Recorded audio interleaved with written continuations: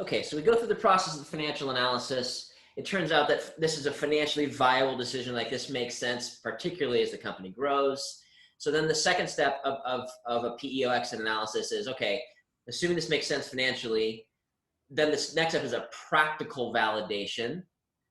Because PEOs, and again, just for the sake of our audience here, PEOs traditionally are going to cover like 5 areas. So it's going to be payroll and HR technology, benefits administration, workers' comp, risk and safety, regulatory compliance, and then some level of employee relations. So 5 like key areas of the business, and a big footprint in the organization. So you uproot that, it's like, okay, well, what are we gonna fill the hole with, so to speak?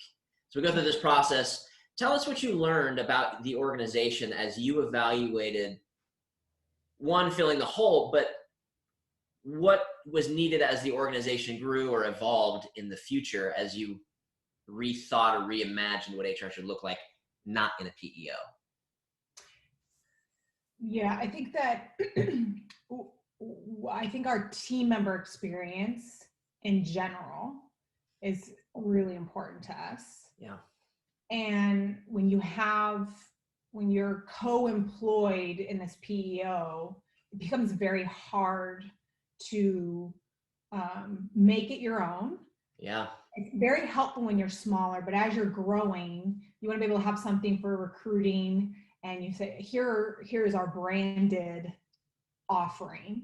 And I think it's also, I had a hard time getting our employee data because it was co-owned, so to speak. And I felt like that was really important for us to own so we could understand our team members and their benefit usage so we could help shape the next year's strategy. Yep. And so I think we learned a lot about what was important to us in terms of what we own and the flexibility vendors we worked with have to be able to help shape that experience for us. A lot of people like the idea of an all-in-one payroll, ben admin, et cetera, ATS, performance management, just the whole HRIS suite being in one. Yeah. What were some of the lessons that you guys learned around picking, best-in-class vendors for each of those things that would communicate? First of all, that was a journey in itself, right? Getting all those demos and trying to figure out what in the world would be ideal for us. And the one we ended up choosing is not really one I thought we would choose. But when you dig into it, you have to think about the integrations are the important thing. That was really important for us, given that takes man hours, in terms of if someone has to do manual data feeds. So that was really important to us, and trying to figure out how that worked with whatever vendors we picked. But it is hard. It's hard to think about, hey, you have this one-stop shop and you sign into this and you get all of these things, and then move to kind of piecemeal. But there's still opportunities to consolidate onto just a few platforms. And that's what we learned around, okay, what's important to us to have all in one, and what's not so important as long as they have automatic data feeds to each other. And that's the approach we took. And data was super important to us. And we wanted to make sure payroll, people have to get paid. That can't have hiccups. That needs to be coupled with all the data. And so those were the components that we really dug deep into to see, okay, this needs to be seamless from that perspective, and benefits needed to be effortless for our employees. So 2 questions there. One, after the fact, looking back at it, are you glad with the decisions you made, specifically around, not necessarily the vendors, well, I know that you are, but more the notion of having a few best in class versus picking some of the other kind of all-in-one opportunities? You glad about that? Yes. Yeah, I think so. We've actually added and migrated some other modules to the platform we ended up choosing. So we've been able to do some streamlining along the way post coming off the PEO. I think that the learning I've had is that you need to have some of that expertise in-house, right? So we didn't have a payroll ben admin person on the team because we just depended on the PEO for that. And Yeah. maybe someone in accounting helped, right, on our side. Yeah. But you needed someone who could really monitor that. And so we were able to have that person in-house before we made the switch over, and that made a huge difference in making sure that we had a seamless changeover. So the second question I have there is, and I don't want to do like too much of a Burnham commercial here, but can you talk about the importance of, because you mentioned it was a job, it was a big task, right, to pick the vendor suite and evaluate what you needed, what Happy Money needed. Can you talk about just the importance of having a partner who understands that world as you select those? I mean, that was critical. I knew that it would be somewhere on the roadmap in the HR strategy to come off the PEO. Yeah. And then when we met Burnham, I could see that path more clearly. Okay. You guys have the deep industry connections. You can get great rates because of that reputation. There's experts on the technology side to help lead you through that. I mean, we still use you guys in terms of asking questions, and through COVID, you guys have been a big help. So that trusted partnership, getting us through that. I mean, there was a lot of calls you and I had where we just, in the morning, Chris, are you sure we can do this still? Yes, Lisa, stay the course, right? So there was that morale boost too. Yeah. But I think that was truly the difference maker in us pulling the trigger and just going for it. Yeah, I appreciate that. I think there is some anxiety in the middle for most organizations that go through this, because it's just a lot. You know, your mind share is pulled in multiple directions, and this is not the only thing you're doing either. It's like you're still leading a people organization while going through this massive infrastructure change. Yeah. So yeah, I mean, of course, it was and it continues to be a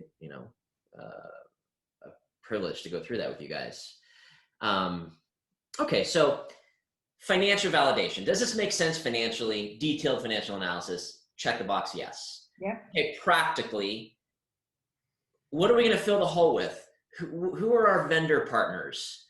What does our HR infrastructure look like going forward? Check the box. Okay. Now the third step is, what is it like? What's the actual roadmap to get out?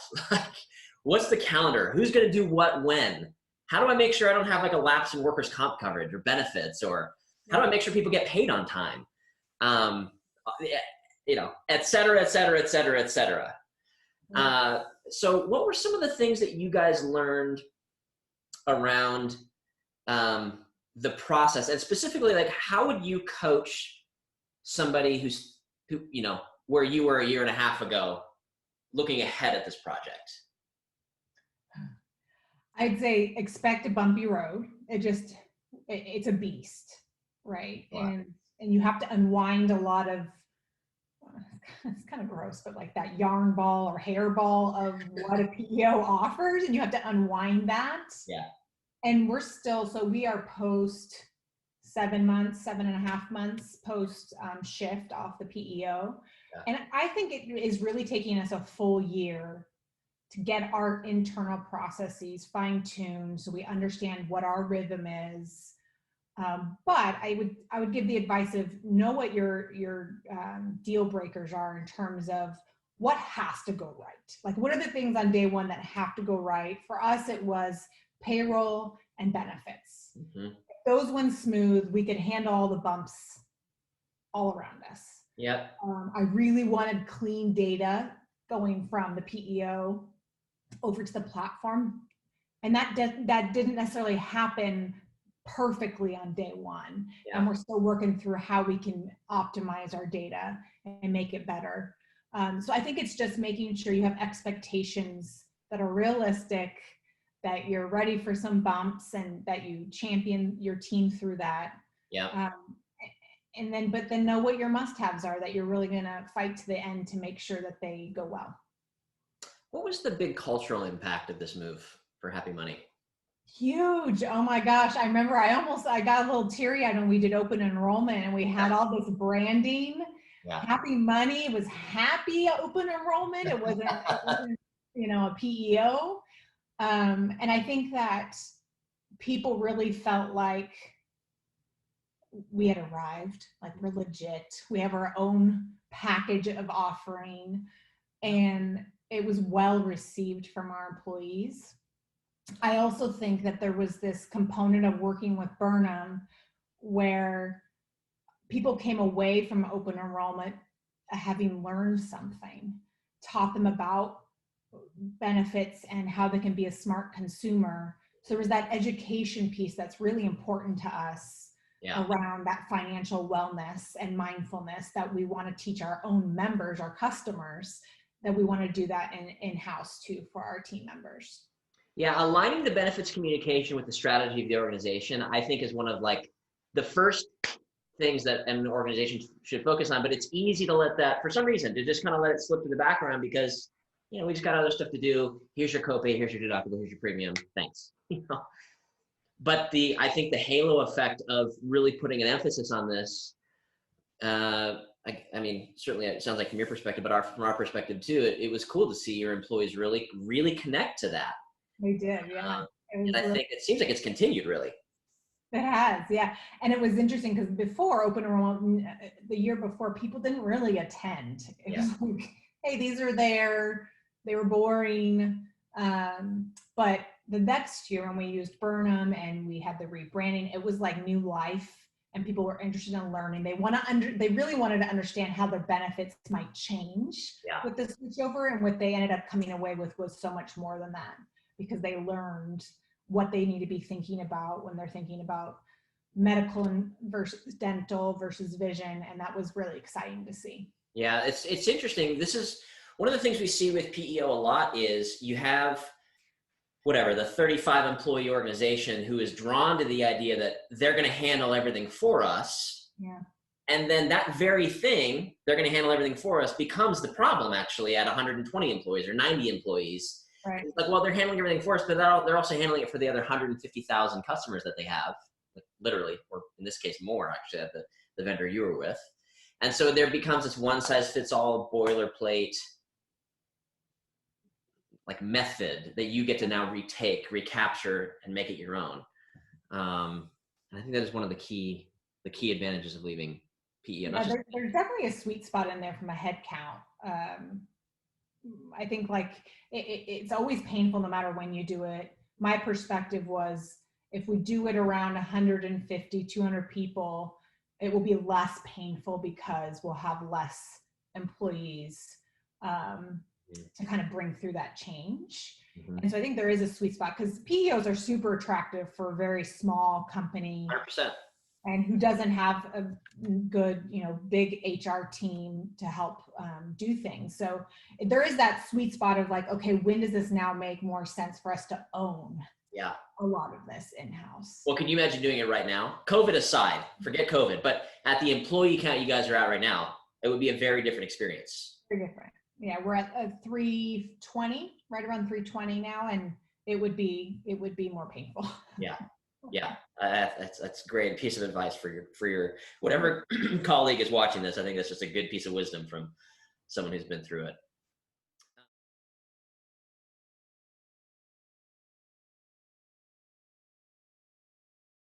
So we really hope you enjoyed that part of it. There were some really good nuggets of wisdom there, I think, that Lisa brought to the table. A couple of which, again, just want to underscore here. When you're picking your payroll vendor, I think sometimes people make the mistake of just kind of who can cut the right checks for us, and do they have the right look and feel, and those things matter, of course. What Lisa talked about that really I think is a meaningful consideration for you as you consider this is that, particularly if your organization is growing, that you're making a long-term decision, hopefully long-term decision, on partners. And so this was not just like a plug-and-play vendor selection. There's so many things that go into it. Culture, employee engagement and experience, certainly cost, of course, all these factors. So again, make sure that you do this in the right order, and as you do, you'll then be able to carve out enough time to make a good quality, well-positioned decision on who's going to fill the hole in those 5 areas, right? Just to underscore that again, it's going to be employee relations of some kind, payroll and HR technology, benefits and benefits administration, regulatory compliance, and workers' comp and risk and safety, right? It's a big chunk of the organization, or sort of a big footprint. So to be thoughtful and take the time to really get connected to who are your partners in those categories. And of course, part of the Burnham process is to lead you through that. Again, given the fact that we just have lots and lots of repetitions on this. So stay tuned here for part 3, where we talk through part 3 of the process, which is, as we've said a few times now, sort of the roadmap. What does the calendar look like? How do you get out successfully? When do I need to bind certain coverages? How do we make sure we don't have lapses in coverages? How do we organize open enrollment? These kinds of questions. So stay tuned. We'll see you on the other side for part 3.